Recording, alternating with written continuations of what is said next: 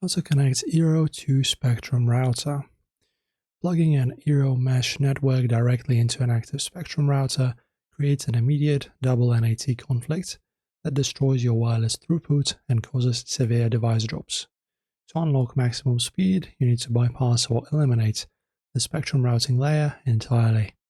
Today we are mapping out the hardware bridge to establish a clean, high-speed mesh pipeline. If a Spectrum provided a separate modem and a standalone router, your absolute best move is to unplug it and completely remove the Spectrum router from the equation. Power down your Spectrum modem by pulling its power cable.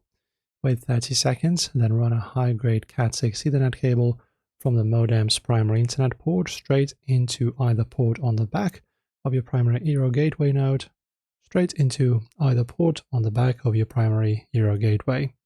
Power the modem back on and wait 2 minutes for the online indicator light to solidify. And now, if you have a Spectrum all-in-one modem router combo gateway, plug the Eero into one of its open LAN ports instead. Fire up Eero application on your mobile device, create your network profile, and follow the on-screen provisioning steps.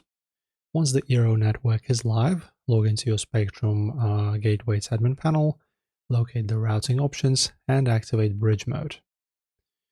And that's it. Remember also to restart all your connected smart home and streaming devices once the Eero network is fully deployed so they can cleanly bind to the new mesh routing table. That is it, guys. Hopefully this one helps. Enjoy.